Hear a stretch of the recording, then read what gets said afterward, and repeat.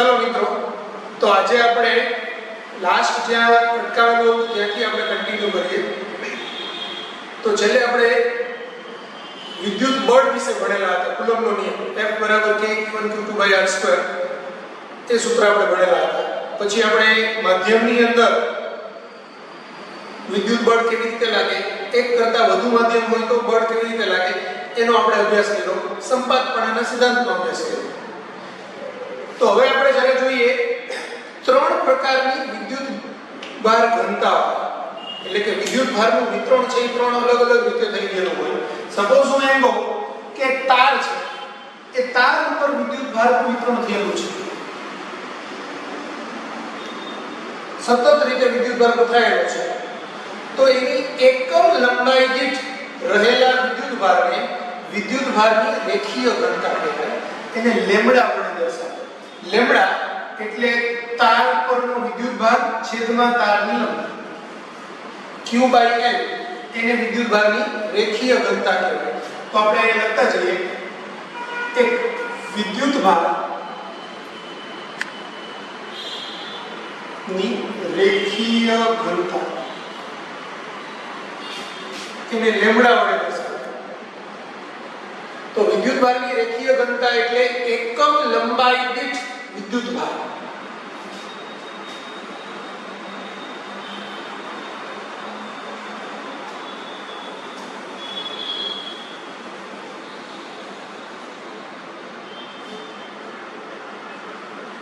તો લેમ્બડા એટલે વિદ્યુત ભાર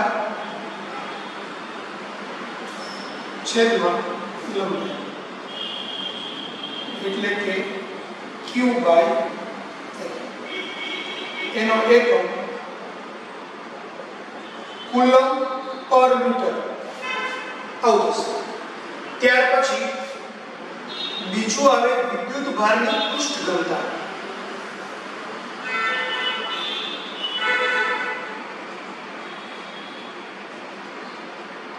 એને સિગ્મા વડે દર્શાવે. હવે આપણે વિદ્યુત ભારની પૃષ્ઠ ઘનતા એટલે શું? તો કે હું એમ કહું કે સપોઝ આ એક ક્ષેત્રફળ વાળું એક પૃષ્ઠ છે, આ પૃષ્ઠ પર વિદ્યુત ભારનું સતત વિતરણ થયેલું છે.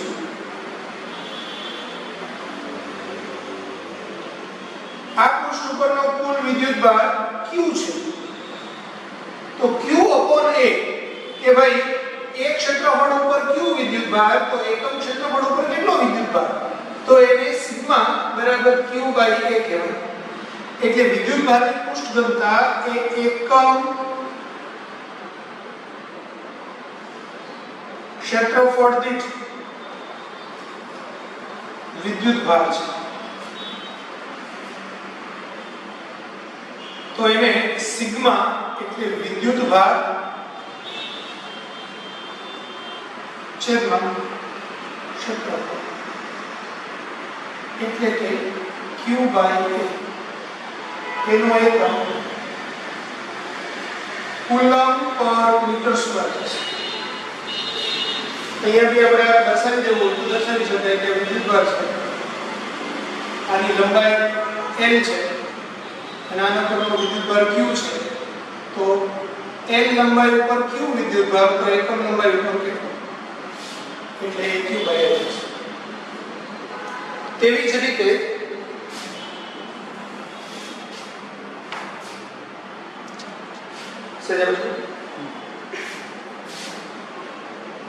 ત્રીજું લઈએ વિદ્યુત ભાર ની કદ ઘનતા. એને ρ વડે દર્શાવાય. તો એ એકમ કદ દીઠ વિદ્યુત ભાર છે.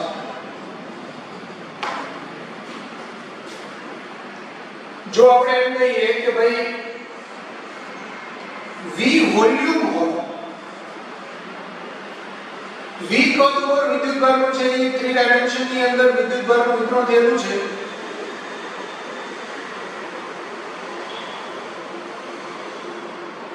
તો V કદ પરનો વિદ્યુતભાર Q હોય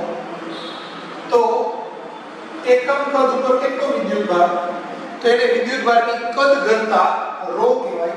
એટલે ρ બરાબર વિદ્યુતભાર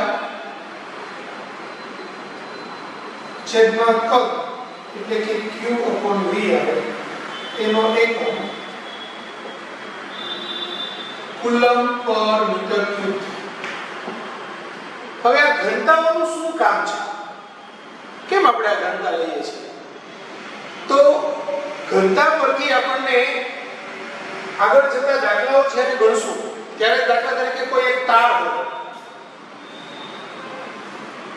તો તારની લંબાઈ સપોઝ હું એમ કહું કે 4.7 મીટરની છે, પણ મને એમ કીધું હોય કે એની રેખીય ઘનતા લેમ્ડા બરાબર 2 કુલમ પર મીટર છે, તો એનો અર્થ એ થયો કે 4.7 મીટરની લંબાઈ પર કેટલો વિદ્યુતભાર હશે? તો હું એમ કહી શકું કે 1 મીટરમાં 2 કુલમ, તો 4.7 મીટરમાં કેટલો, એટલે એને લેમ્ડા ના ડાયરેક્ટ સૂત્રથી લખી શકાય Q/L. તો એના પરથી Q બરાબર લેમ્ડા L, તો લેમ્ડા એ 2 કુલમ પર મીટર ગુણાકારમાં 4.7 મીટર, તો આ મીટર મીટર કેન્સલ થાય, 9.4 કુલમ વિદ્યુતભાર થાય. એવી જ રીતે પૃષ્ઠ ઘનતા હોય તો આપેલા ક્ષેત્રફળ એકમ, જો આપણે એકમ ક્ષેત્રફળ દીઠ વિદ્યુતભાર જાણતા હોય તો પછી આપેલા ક્ષેત્રફળમાં કેટલો વિદ્યુતભાર તે આપણે જાણી શકીએ. એવી જ રીતે કદ વિદ્યુતભારની અંદર પણ આપણે જાણી શકીએ. એટલે જ્યારે પણ વિદ્યુતભાર જોઈતો હોય તો રેખીય માટે લેમ્ડા L કરાય, પૃષ્ઠ વિતરણ હોય તો સિગ્મા A કરાય, અને કદ વિતરણ હોય તો એ ρ * V કરાય. આવું કરવાથી આપણે એના પરનો વિદ્યુતભાર જાણી શકીએ. પછી ઘણા બધા દાખલા એવા આવે કે જેની અંદર સંકલનનો ઉપયોગ કરવાનો હોય ત્યારે પણ આ રેખીય ઘનતા કે પૃષ્ઠ ઘનતા કે કદ ઘનતાનો ખૂબ ઇમ્પોર્ટન્ટ એનો આપણે ઉપયોગ કરશું.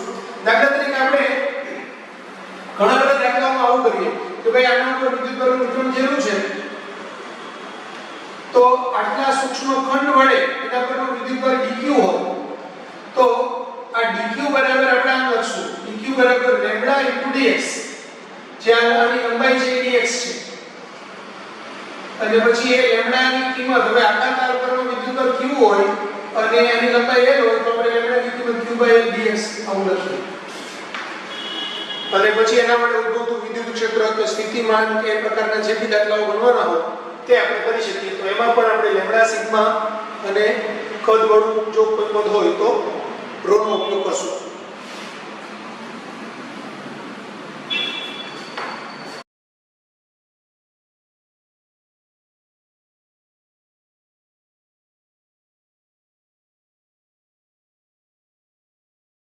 હવે આપણે વિદ્યુત ક્ષેત્ર વિશે અભ્યાસ કરીએ. તો સમજો કોઈ બી વિદ્યુતભાર હોય એ વિદ્યુતભારની આસપાસના વિસ્તારમાં એની કંઈક અસર હોય, એ અસરને કહેવાય વિદ્યુત ક્ષેત્ર. અહીંયાનો Q વિદ્યુતભાર અહીંયાના બીજા કોઈ વિદ્યુતભાર પર બળ લગાવે છે, પણ એ બળ લગાડવા માટે એ Q વિદ્યુતભાર સાથે કોઈ પ્રકારનો સંપર્ક કરતો નથી. દાખલા તરીકે મારે કોઈ પદાર્થ પર બળ લગાડવું હોય તો એક કોઈ સંપર્ક બળ, હું એને ધક્કો મારું ત્યારે એની સાથે હું એક સંપર્ક કરું છું અને સંપર્ક કરીને હું બળ લગાવું છું, એને સંપર્ક બળ કહેવાય. સંપર્ક બળ સિવાયનું બળ એને ક્ષેત્ર બળ કહેવાય, ફિલ્ડ ફોર્સ. તો આપણે ઓલરેડી આવું એક ફિલ્ડ ફોર્સ જોઈ ગયા હતા ગુરુત્વાકર્ષણની અંદર. કે ગુરુત્વાકર્ષણની અંદર પણ એક દળ ધરાવતો પદાર્થ બીજા દળ ધરાવતા પદાર્થ ઉપર આકર્ષણ પ્રકારનું બળ લગાડે છે, પણ એના સંપર્કમાં આવ્યા વગર લગાડે છે, તો એ પણ એક પ્રકારનું ફિલ્ડ ફોર્સ છે. તો ઓલરેડી આપણે ગુરુત્વાકર્ષણ ચેપ્ટરમાં જોયું કે કોઈ એક દળ હોય તો દળ ધરાવતા પદાર્થની આસપાસના વિસ્તારમાં બધે જ અનંત અંતર સુધી એ કંઈક બળ લગાવે છે, એની આજુબાજુના વિસ્તારમાં કંઈક એની અસર હોય છે. એ અસર ધરાવતો જે અવકાશ છે એની આજુબાજુ કે જે એની અસર પ્રવર્તી રહી છે એને આપણે એનું વિદ્યુત ક્ષેત્રનો વિસ્તાર કહીએ છીએ. એવી રીતે ગુરુત્વાકર્ષણ હોય તો ગુરુત્વાકર્ષી ક્ષેત્રનો વિસ્તાર કહીએ છીએ. હવે એ વિસ્તારમાં કોઈ એકમ દળ ધરાવતો પદાર્થ હોય તો એના ઉપર કેટલું બળ લાગે તો એને એની ગુરુત્વાકર્ષી ક્ષેત્રની તીવ્રતા કહેવાય. એ આપણે ઓલરેડી ભણી ગયા છીએ. તો એના જેવો જ કન્સેપ્ટ કે કોઈ એક વિદ્યુતભારની આસપાસના વિસ્તારમાં હું કોઈ વિદ્યુત ભાર રાખીએ તો એના ઉપર બળ લાગે છે. તો અહીંયા એકમ વિદ્યુત ભાર પર કેટલું બળ લાગશે? +1 કુલમ વિદ્યુત ભાર મૂકું તો એના ઉપર કેટલું બળ લાગશે?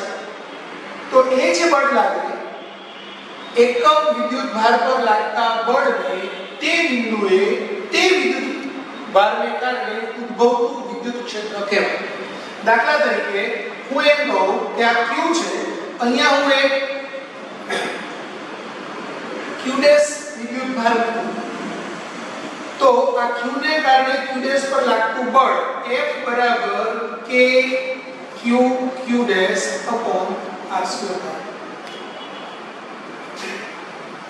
આપણે જો આ કેપિટલ Q લઈએ અને આ Q' ની જગ્યાએ હું સ્મોલ q લઉં તો આપણે આમ લખી શકીએ કે k q q' આપણે k q small q r². હવે અહીંયા q કુલમની જગ્યાએ 1 કુલમ વિદ્યુત ભાર આપ્યો હોય તો કેટલું બળ લાગે? તો હું એમ કહી શકું કે q પર લાગતું બળ F છે તો 1 કુલમ પર લાગતું બળ કેટલું? તો એને વિદ્યુત ક્ષેત્રની તીવ્રતા કહેવાય. E = F/q એટલે કે k q q/r² આ q q કટ થાય એટલે k q/r².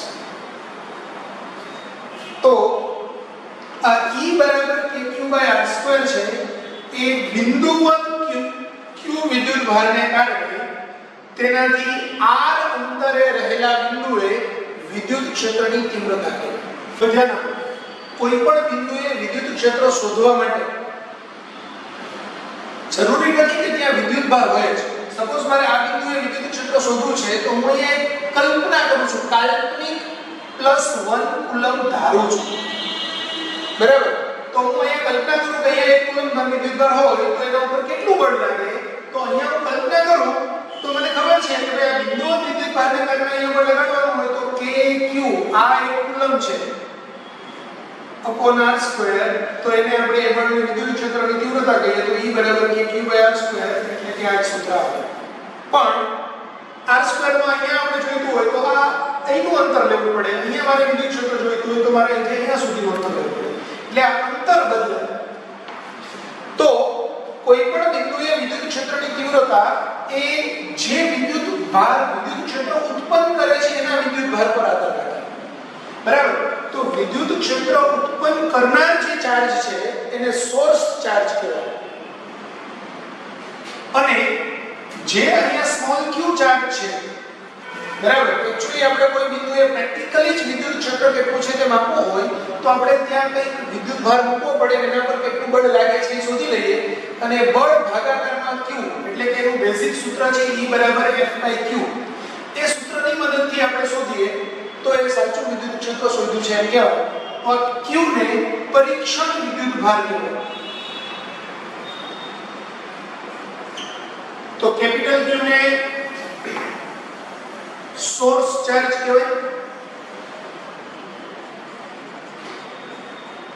અને સ્મોલ q ને પરીક્ષણ વિદ્યુત ભાર અથવા તો ટેસ્ટ ચાર્જ કહેવાય. આવું થશે. તો કોઈ પણ બિંદુએ વિદ્યુત ક્ષેત્રની તીવ્રતા એ તે બિંદુએ એકમ ધન વિદ્યુત ભાર પર લાગતા બળ જેટલી હોય અને એની દિશા એ એકમ ધન વિદ્યુત ભાર પર લાગતા બળની દિશામાં હોય. સમજો, હું એમ કહું કે ભાઈ અહીંયા તો આ વિદ્યુત ભાર ધન હોય અને અહીંયા હું +1 કુલમ મૂકું તો આના કારણે આના ઉપર આ દિશામાં બળ લાગશે. પણ આ પોતે જ ઋણ હોય તો એના ઉપર આકર્ષણ બળ લાગશે. એટલે કોઈ પણ બિંદુએ વિદ્યુત ક્ષેત્રની તીવ્રતા એ જે તે બિંદુ પાસે +1 કુલમ વિદ્યુત ભાર મૂકેલો છે એવી કલ્પના કરીએ તો એના ઉપર કેટલું બળ લાગે? એ બળ તે બિંદુ પાસે વિદ્યુત ક્ષેત્રની તીવ્રતા અને એની દિશા એ ત્યાં એકમ ધન વિદ્યુત ભાર મૂકો હોય તો એના પર કઈ દિશામાં બળ લાગે એ દિશામાં વિદ્યુત ક્ષેત્રની તીવ્રતા હોય. તો જો આપણો સોર્સ ચાર્જ પ્લસ હોય તો અપાકર્ષી દિશામાં હોય અને સોર્સ ચાર્જ નેગેટિવ હોય તો આકર્ષી દિશામાં વિદ્યુત ક્ષેત્રની દિશા હોય.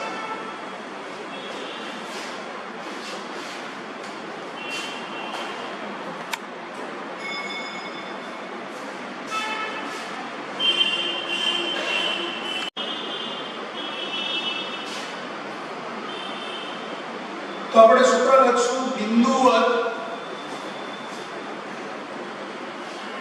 વિદ્યુતભાર q વડે r અંતરે ઉદ્ભવતું વિદ્યુત ક્ષેત્ર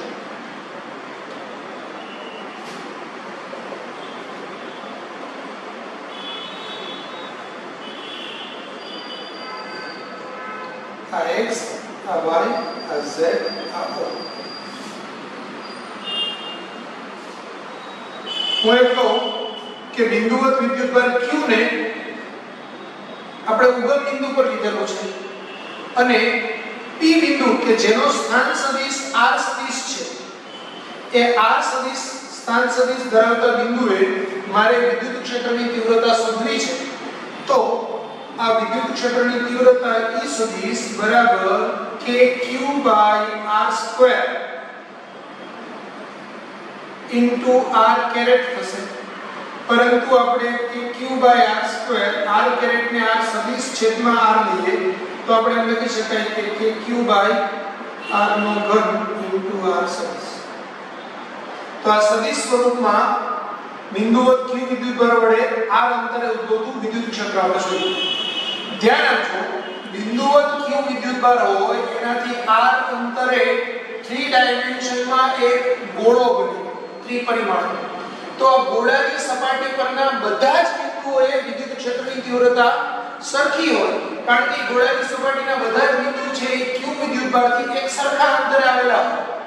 તો એનું મૂલ્ય તો kq r² જ થાય બધા જ બિંદુઓ. પણ વિદ્યુત ક્ષેત્ર સદિશ છે એટલે હંમેશા જો આ q વિદ્યુતભાર ધન હોય તો અપાકર્ષી દિશામાં આવે અને q વિદ્યુતભાર ઋણ હોય તો આકર્ષણ દિશામાં આવે. અહીંયા આ સૂત્ર છે એનું વ્યાપક સૂત્ર છે. જો q ધન હોય તો q ની કિંમત પ્લસ લેવી અને જો q ઋણ હોય તો q ની કિંમત માઈનસ લેવી. એટલે ઓટોમેટિક જ જો q વિદ્યુતભાર ઋણ હોય તો એકમ ધન વિદ્યુતભાર પર આ દિશામાં બળ લાગે અને જો ધન હોય તો અપાકર્ષી દિશામાં બળ લાગે. એટલે એની દિશા ઓટોમેટિક જ r કેરેટની દિશા અથવા માઈનસ r કેરેટની દિશાના સ્વરૂપમાં આપણને મળે.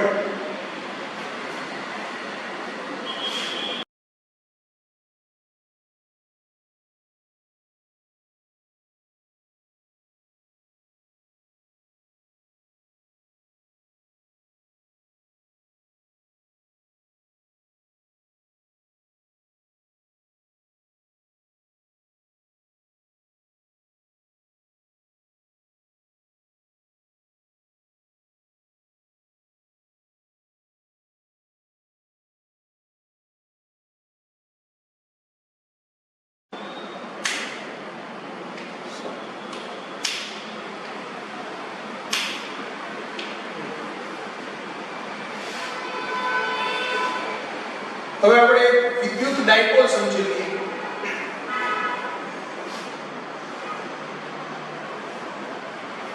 વિદ્યુત ડાયપોલની અંદર ડાય એટલે બે, પોલ એટલે ધ્રુવ, બે ધ્રુવ, એક પ્લસ q અને એક માઈનસ.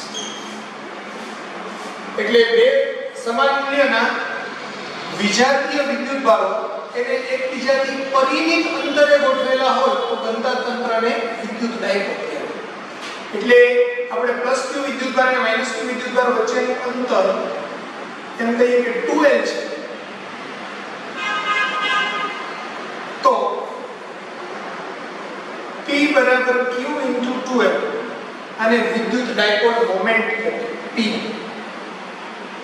તો આ p સદિશ બરાબર q into 2l સદિશ, કારણ કે વિદ્યુત ડાયપોલ મોમેન્ટ એ સદિશ રાશિ છે. હવે p સદિશની દિશા, તો p સદિશની દિશા ઋણ વિદ્યુતભારથી ધન વિદ્યુતભાર તરફની હોય.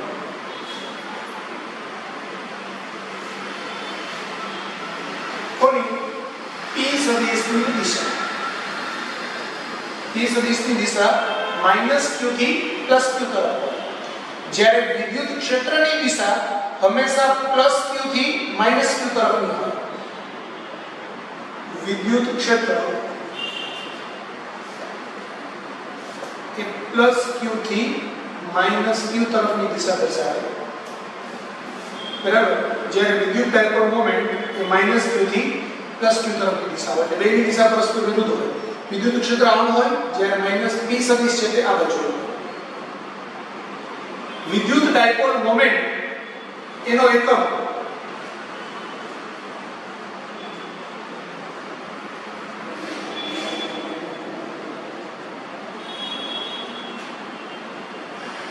તો વિદ્યુત ડાયપોલ મોમેન્ટ નો એકમ છે q નો એકમ કુલમ અને l નો એકમ મીટર એટલે કુલમ મીટર છે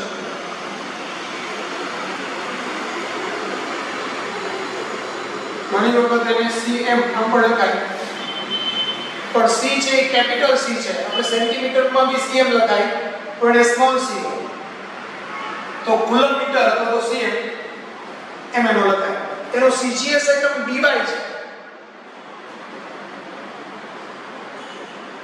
cgs એકમ dy છે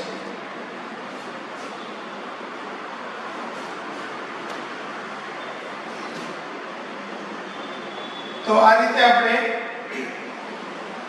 ડાયપોલ મોમેન્ટ લઈએ છીએ cgs એકમ તો ખાલી જસ્ટ જાણકારી પૂરતો છે એની બહુ જરૂરિયાત આપણે નથી આવતી આપણને એના mks એકમની જ જરૂર છે કુલમ મીટર હવે ડાયપોલ મોમેન્ટ ને પણ પોતાનું વિદ્યુત ક્ષેત્ર હોય ધન વિદ્યુત ભાર ઋણ વિદ્યુત ભાર એ બંને પોતપોતાની આસપાસના વિસ્તારમાં પોતાની અસર ઉપજાવતા હોય એટલે એક કરતા વધુ વિદ્યુત ભારો હોય તો એ બધાના કારણે એની પાસે દરેક બિંદુએ વિદ્યુત ક્ષેત્રની તીવ્રતા જુદી જુદી હોય પહેલા તો હું થોડો કન્સેપ્ટ ક્લિયર કરું આને લખવું હોય તો લખી લો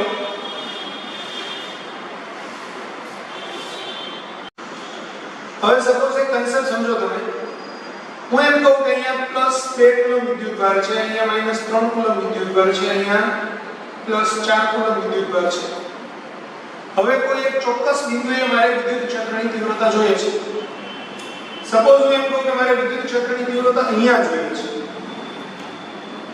તો આપણે જે સંપાતપણાનો સિદ્ધાંત ભણેલા સેમ એજ કન્સેપ્ટ એપ્લાય થાય કે કોઈ પણ બિંદુએ વિદ્યુત ક્ષેત્રની તીવ્રતા એની આસપાસના વિસ્તારમાં જેટલા વિદ્યુત ભારો હોય એ દરેક વિદ્યુત ભાર વડે ઉદ્ભવતા વિદ્યુત ક્ષેત્રની તીવ્રતાના સદિશ સરવાળા જેટલી હોય પ્લસ 2 કુલમ છે તેના કારણે વિદ્યુત ક્ષેત્રની તીવ્રતા કેટલી તો કે આના કારણે અહીંયા વિદ્યુત ક્ષેત્રની તીવ્રતા કે q/r² સૂત્ર મુજબ q એટલે 2 કુલમ લેવાનું r એટલે અહીંથી અહીંયા સુધીનું અંતર લેવાનું તો એ q/r² સૂત્ર મુજબ મને જે મૂલ્ય મળે એટલા મૂલ્યની તીવ્રતા પણ દિશા કઈ તો કે આ +2 છે તો અહીંયા મારે કાલ્પનિક રીતે વિચારવાનું તો +1 કુલમ હોય તો ધનને અપારોષણ કરે એટલે આ દિશામાં પછી તો આને હું ઈવન સદિશ કરું પછી આના કારણે તો માઈનસ છે તો આ +1 કુલમ હોય તો એના ઉપર જે વિદ્યુત ક્ષેત્રની તીવ્રતા આ અંતર નાનું છે તો વિદ્યુત ક્ષેત્રની આ તીવ્રતા કેટલી હોય તો આ અંતર જે મોટું છે તો kq/r² આવે જે અંતર મોટું વિદ્યુત ક્ષેત્રની તીવ્રતા ઓછી હોય અને ઋણ દિશામાં હોય તો આપણે વિદ્યુત ક્ષેત્રની તીવ્રતા ધારો કે આટલી મળે છે ખાલી અત્યારે હું કન્સેપ્ટ સમજાવું છું +4 કુલમના કારણે વિદ્યુત ક્ષેત્રની તીવ્રતા અપાકર્ષી દિશામાં હશે તો વિદ્યુત ક્ષેત્રની તીવ્રતા સપોઝ મને આમ મળે છે અહીંથી આની ડાયરેક્શનમાં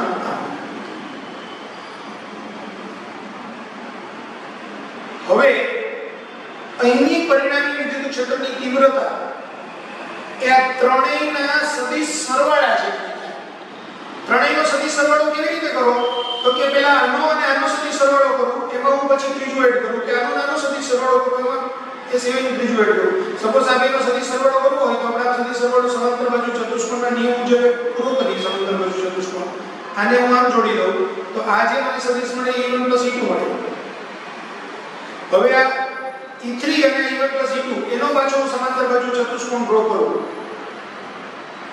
તો મને જે આન્સર આવે અથવા તો જે પરિણામી સદિશ મળે તે e1 + e2 + e3 મળશે એટલે કે એ આ p બિંદુએ પરિણામી વિદ્યુત ક્ષેત્રની તીવ્રતા થશે તો કોઈ પણ બિંદુએ પરિણામી વિદ્યુત ક્ષેત્રની તીવ્રતા જોઈતી હોય તો એ તે બિંદુ પાસે દરેક વિદ્યુત ભારને કારણે મળતા વિદ્યુત ક્ષેત્રની તીવ્રતાના સરવાળા બરાબર હોય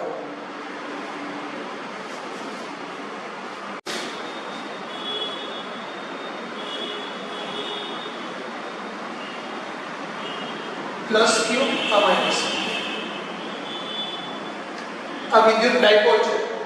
વિદ્યુત ડાયપોલ મોમેન્ટ તો એની દિશા -q થી +q તરફ, એટલે કે p સદિશની દિશા એ આ દિશામાં હશે, p સદિશ. હવે આપણે પહેલા તો કન્સેપ્ટ વિચારીએ કે ભાઈ આ એની રેખા થશે, વિષુવ રેખા થશે, અને આ છે એની અક્ષ.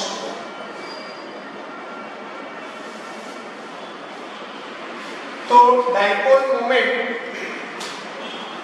એની અક્ષ પરના બિંદુએ વિદ્યુત ક્ષેત્રની તીવ્રતા અને એની વિષુવ રેખા પરના કોઈ બિંદુએ, એટલે અહીંયા હોય બિંદુ, અહીંયા હોય, અહીંયા હોય, અહીંયા કોઈ બી જગ્યાએ હોય, તો વિદ્યુત ક્ષેત્રની તીવ્રતા કેટલી તે આપણે સમજીએ. તો આપણે અહીંયા ઉગમ બિંદુ O લઈએ. સપોઝ હું એમ કહું અક્ષ પર કેન્દ્રથી r અંતરે વિદ્યુત ક્ષેત્રની તીવ્રતા આપણે શોધવી છે. તો આ બિંદુથી આ r અંતરે આવેલા બિંદુ પાસે વિદ્યુત ક્ષેત્રની તીવ્રતા શોધવી હોય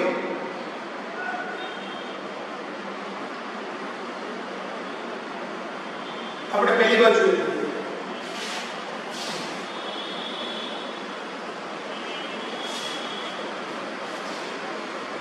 તો +q થી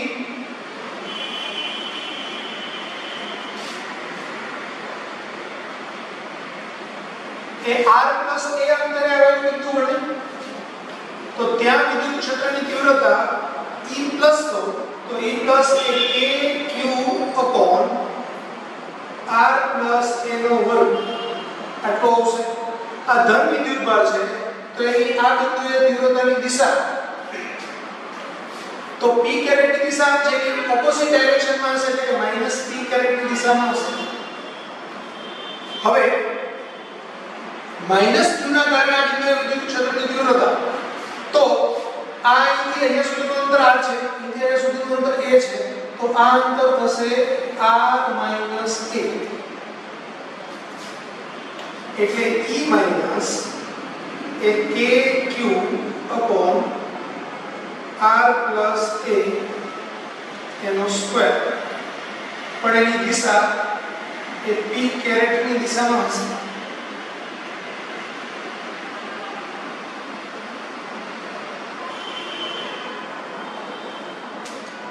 તો આપેલા p બિંદુ પાસે વિદ્યુત ક્ષેત્રની પરિણામી તીવ્રતા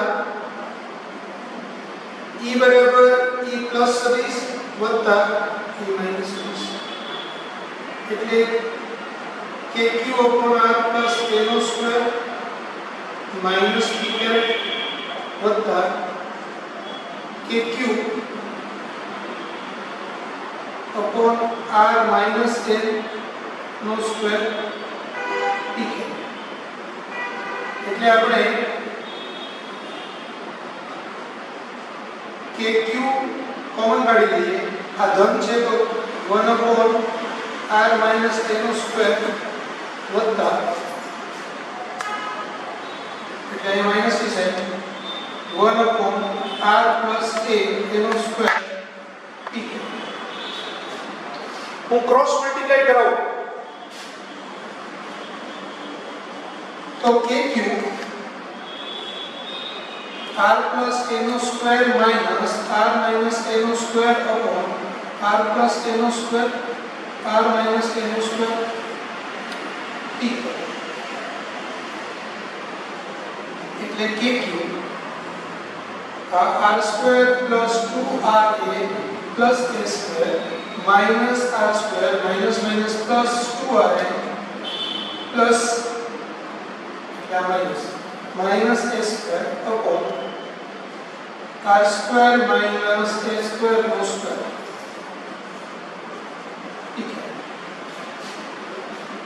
તો આ બંને કટ થશે, આ બંને કટ થશે, એટલે kq 4ra upon r square minus a square no square equal k q into 2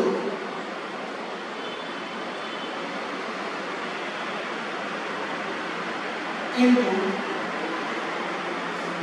r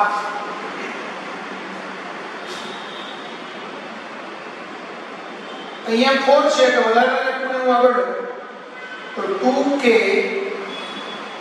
q * 2a * r આ બધાનો ગુણાકાર કરીએ એટલે kq4r થશે upon r² - s² નો સ્ક્વેર p.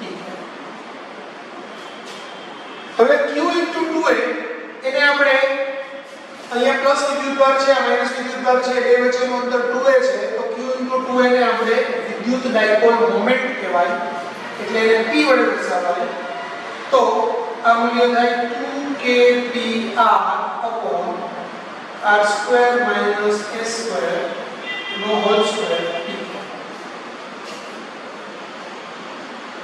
તો વિદ્યુત ડાયપોલની અક્ષ પર વિદ્યુત ક્ષેત્રની તીવ્રતા એના કેન્દ્રથી r અંતરે કે 2kpr upon r² - s² નો હોલ સ્ક્વેર p કેરેટ સૂત્ર વડે અપાય.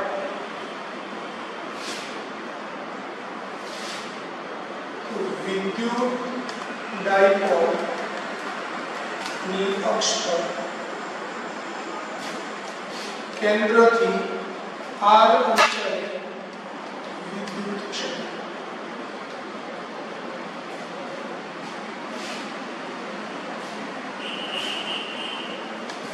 તો આપણે ફાઈનલ સૂત્ર લખીએ કે E સદિશ બરાબર 2kpr upon r² - s² એનો હોલ સ્ક્વેર p. જો r is very greater than a હોય તો r² ની સાપેક્ષે s² ને અવગણતા એટલે E સદિશ બરાબર 2kpr upon r² નો સ્ક્વેર p કેરેટ થાય. અહીંયા r નો 4 ઘાત કે r કેન્સલ થાય એટલે કે E સદિશ બરાબર 2kp upon r નો ઘન.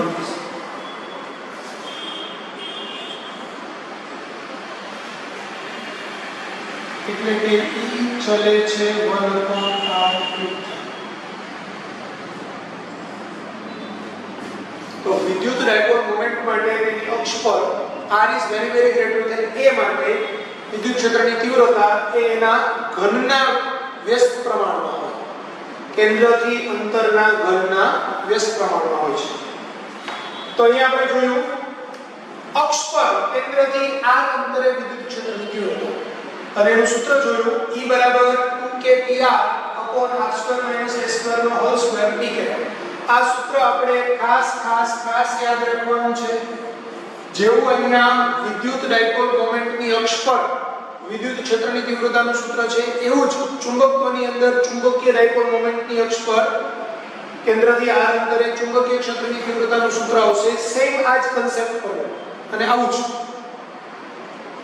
દાખલાની અંદર મોટા ભાગે E સદિશ બરાબર 2kp upon r³ p caret આ સૂત્રનો સૌથી વધુ ઉપયોગ થશે. r is very greater than a condition માટે. તો અહીંયા આપણે વિદ્યુત ક્ષેત્રથી r અંતરે વિદ્યુત ક્ષેત્રની તીવ્રતા અક્ષ પર જોઈ. હવે કેન્દ્રથી વિષુવ રેખા પર આપણે વિદ્યુત ડાયપોલ મોમેન્ટની તીવ્રતા શોધવી છે. આપણે વિદ્યુત ક્ષેત્રની તીવ્રતા શોધવી છે વિદ્યુત ડાયપોલ મોમેન્ટના સ્વરૂપમાં. તો આપણે બીજો કન્સેપ્ટ લઈએ.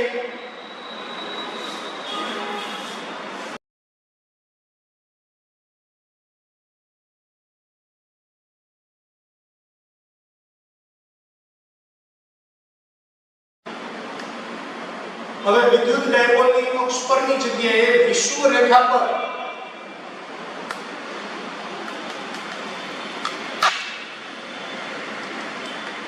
કેન્દ્રથી r અંતરે ઉદ્ભવતું વિદ્યુત ક્ષેત્ર આપણે શોધવું છે. હું સપોઝ અહીંયા p બિંદુ લઉં અને આ અંતર r છે તે હવે હું આમ ધારું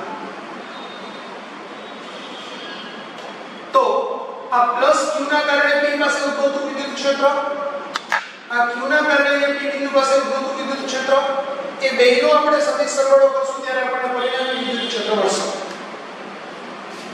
તો પ્લસ q ના કારણે અહીંયા વિદ્યુત ક્ષેત્રની તીવ્રતા એ આપણને આ દિશામાં મળશે. માઈનસ q ના કારણે વિદ્યુત ક્ષેત્રની તીવ્રતા એ આપણને આ દિશામાં મળશે. એ બંનેના આનો આ બાજુનો ઘટક અને આનો આ બાજુનો ઘટક એ સમાન મૂલ્યના અને પરસ્પર વિરુદ્ધ દિશાના હશે એટલે કેન્સલ થશે, પણ બંનેના આ બાજુના ઘટક એ સમાન મૂલ્યના હશે એટલે કેન્સલ નહીં થાય એટલે આપણે પરિણામી વિદ્યુત ક્ષેત્રની તીવ્રતા P બિંદુ પાસે એ આ દિશામાં હશે.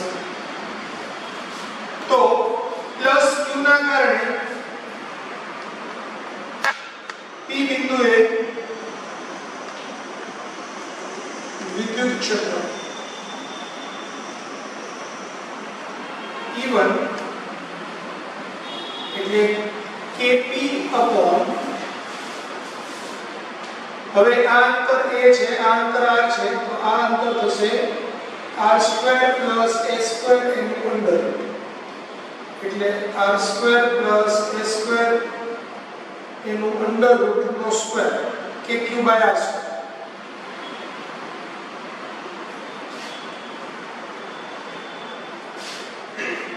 અને દિશા પ્લસ q થી p ની દિશામાં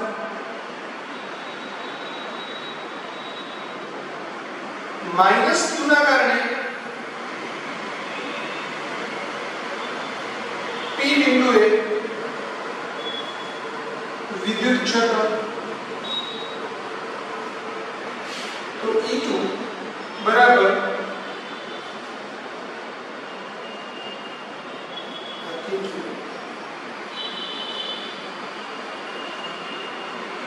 kq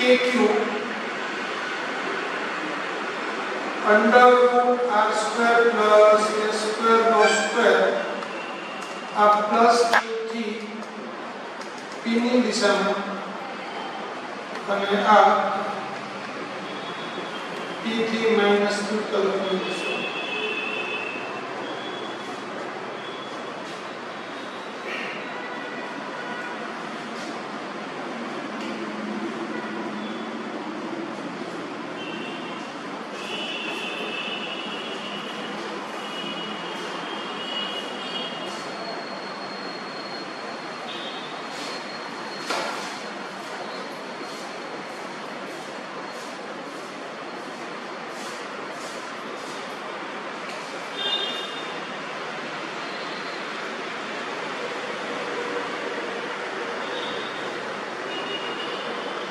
P બિંદુએ પરિણામી વિદ્યુત ક્ષેત્ર E બરાબર, તો અહીંયા ધ્યાન આપો, આના કારણે આના બે ઘટક મળે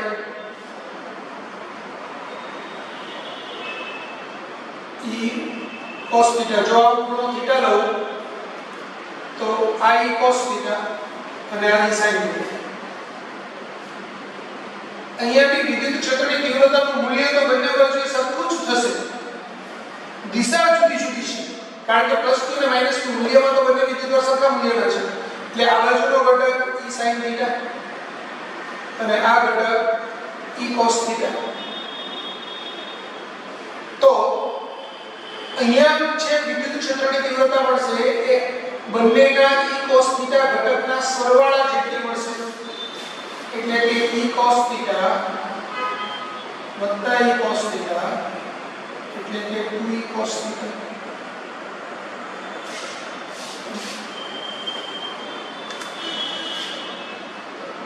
તો E' બરાબર 2E એટલે કે q upon √r² + a² નો સ્ક્વેર cos θ. હવે cos θ એટલે જો આ ખૂણો θ હોય તો આ ખૂણો θ થાય. હવે આ ખૂણો θ હોય તો આપણે આ ત્રિકોણની અંદર cos θ એટલે પાસેની બાજુ છેદમાં કર્ણ એટલે પાસેની બાજુ a upon કર્ણ એટલે √r² + a². તો 2kqa upon r² + a² 3/2. જો આ r² + a² નો 1/2 ઘાત એટલે કેન્સલ થઈ જશે એટલે 1 ઘાત થાય, આ 1/2 1 + 1/2 એટલે 3/2 થાય આવું થશે. આની દિશા તો હવે ધ્યાન રાખો, દિશા આપણે લોજિકથી નક્કી કરીએ આની દિશા કઈ છે તો કે અક્ષને સમાંતર છે પણ પ્લસની થી માઈનસની દિશા છે તો પ્લસની થી માઈનસની દિશા એટલે કે p સદિશની વિરુદ્ધ દિશા એટલે કે માઈનસ p કરેક્ટની દિશા થશે તો આની દિશા થશે પ્લસ q થી માઈનસ q તરફની દિશા અથવા p કરેક્ટની વિરુદ્ધ દિશા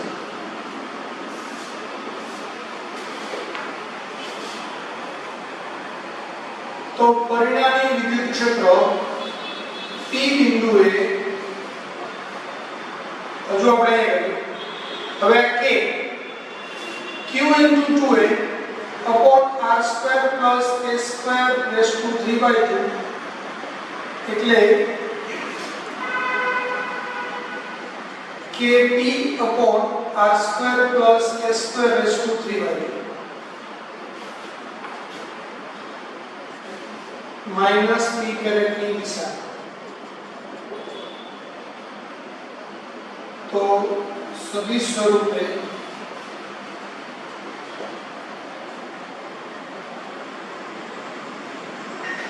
p સદિશ એટલે minus kp upon r square plus a square raised to 3/2 જો r is very greater than a હોય તો અહીંયા a અવગણી શકાય r નો વર્ગ ઉપર 3/2 બાદ એટલે r નો વર્ગ થશે તો e સદિશ બરાબર -kp/r ક્યુબ p કેરેક્ટર થશે તો આપણા માટે આ ખૂબ ઇમ્પોર્ટન્ટ છે તો આ સૂત્ર યાદ રાખજો ડાયપોલ ની વિષુવ રેખા પર વિદ્યુત ક્ષેત્રની તીવ્રતા જોઈતી હોય આ અંતરે તો -kp/r2 + a2 / 3/2 છે જ્યારે અક્ષ પર જોઈતી હોય તો 2kpr/r2 + a2 A hall raise to 2 છે આટલો વેવ ડિફરન્સ છે